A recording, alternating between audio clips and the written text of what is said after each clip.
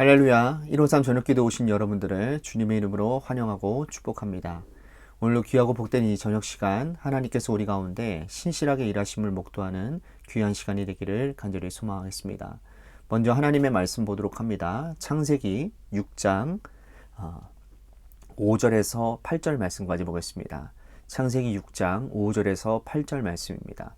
제가 받들어 봉독하겠습니다.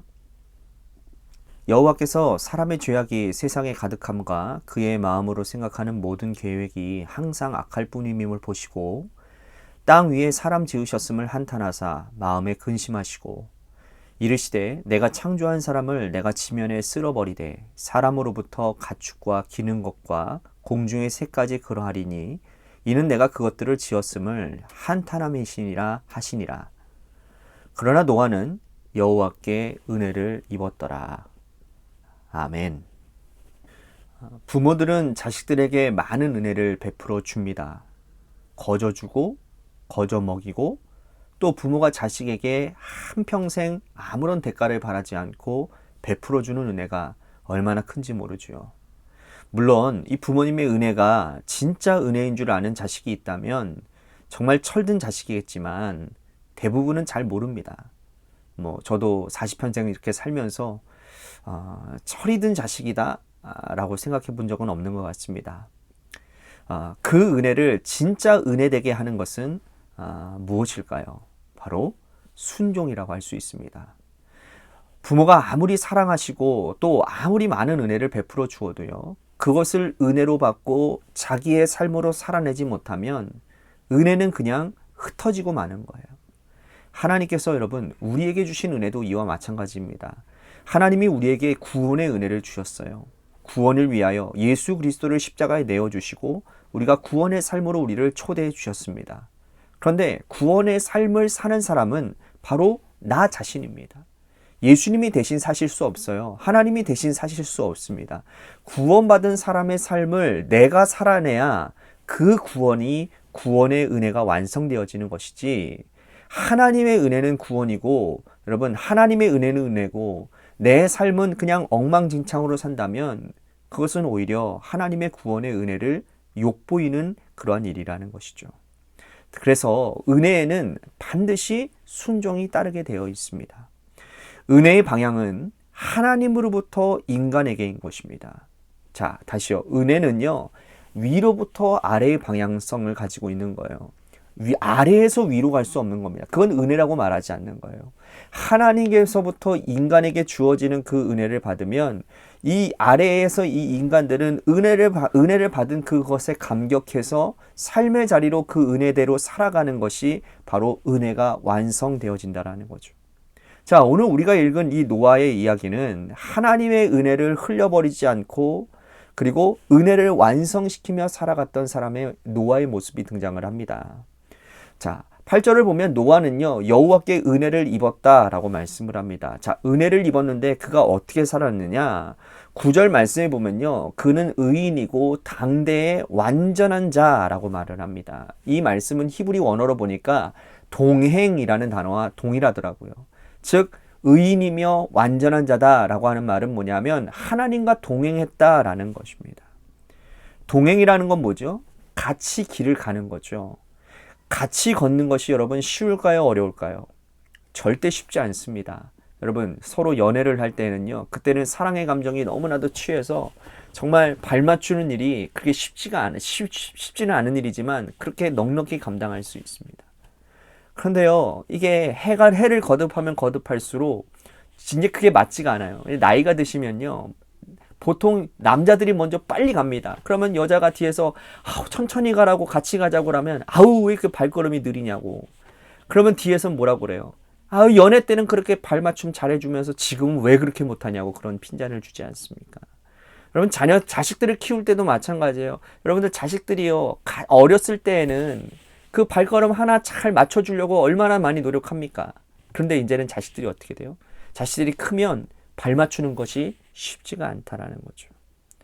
이처럼 여러분 동행이라고 하는 것은 내 발걸음을 하나님께로 맞춰가는 것을 말한다라는 거예요. 그런데 이 동행이라고 하는 것이 가능하려면 어떻게 되어지느냐?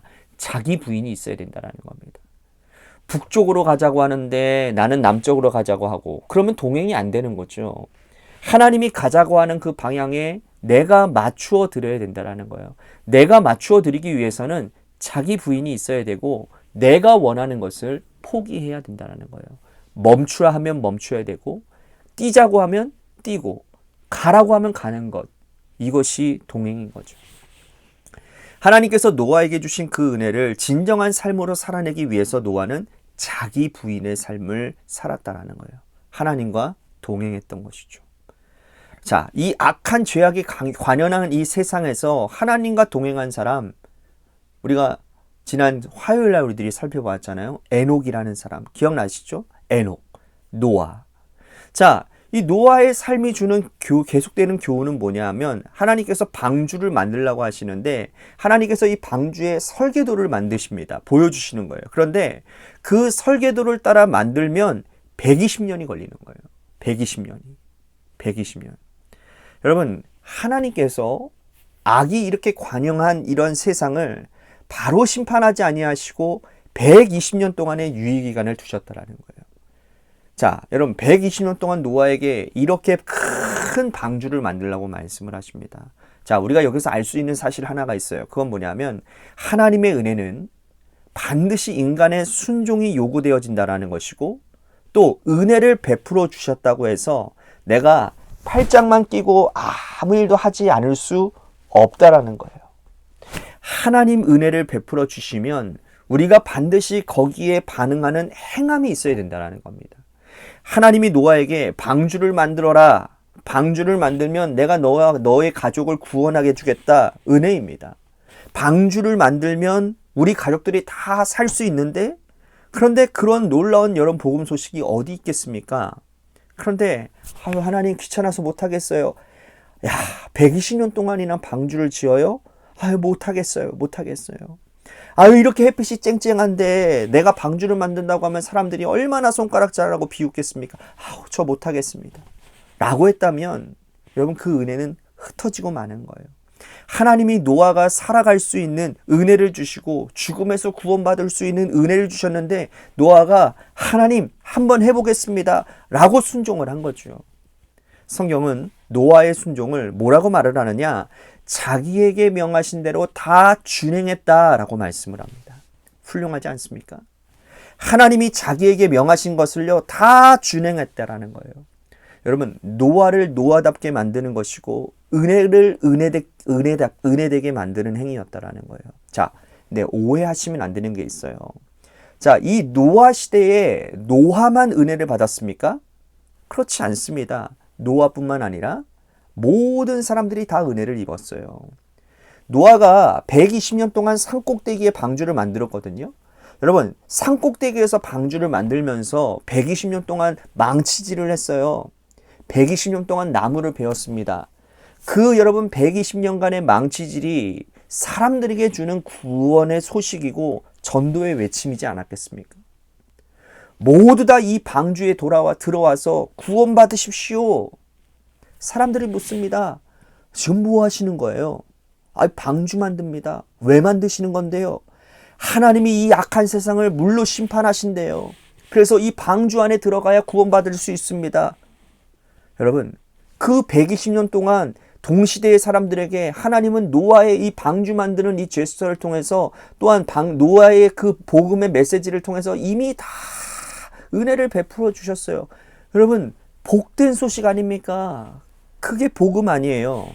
그런데 그 사람들은 120년 동안 헛되이 그 시간을 흘려보냈다라는 거예요. 모든 사람들을 구원으로 초대하는 놀라운 그 기쁜 소식이 있었음에도 불구하고 은혜를 은혜되게 하지 못했다라는 것이죠. 여러분, 우리의 인생에도 마찬가지입니다. 하나님은 우리에게 많은 은혜를 베풀어 주셨습니다. 여러분, 기도할 때 생각해 보세요. 하나하나 여러분 따져보십시오. 하나님이 내 인생에 얼마나 많은 은혜를 주셨는지 말입니다. 하나님은 건강의 은혜를 주셨어요. 또 건강해서 내가 운전도 하고 내가 옷도 입고 호흡도 해서 이 자리에 있는 것 아니겠습니까? 건강의 은혜를 주셨는데 은혜를 은혜되게 못하게 사용하는 분들이 있습니다. 방종의 구실로 삼고 하나님이 주신 이 몸을 자기 마음대로 막 죄악에 방임하면서 산다면 여러분, 하나님 앞에 가서 뭐라고 말하겠습니까? 하나님이 우리에게 아름다운 교회 공동체라는 은혜를 주셨습니다. 이렇게 좋은 교회, 이렇게 아름다운 교회를 우리들이 잘 지켜야 되지 않겠습니까? 최선을 다해서 섬겨야 되지 않겠습니까? 그것이 하나님이 말씀하신 대로 다 준행하는 거예요. 아름다운 가정을 주셨으면 가정을 잘 가꾸는 순종, 귀한 자녀를 주셨으면 그 자녀를 잘 돌보는 순종, 이 모든 것이 하나님이 나에게 주신 것들을 되갚는 그러한 준행하는 삶이라는 거예요. 오늘 하루만을 해도 하나님이 오늘 우리들에게 주신 은혜가 얼마나 많습니까? 하나님이 주신 은혜를 가지고 준행하는 삶을 살아가십시오. 그럴 때 여러분들뿐만 아니라 여러분들을 통해서 일어나는 모든 구원의 역사들이 여러분들 가운데 일어나게 될 줄로 믿습니다. 그것이 하나님과의 동행이라는 사실을 기억하시기를 바라겠습니다. 오늘 말씀 생각하면서 우리 같이 기도합시다. 하나님의 은혜가 은혜되게 되는 그러한 순종이 나의 삶 가운데 있게 하여 주시옵소서.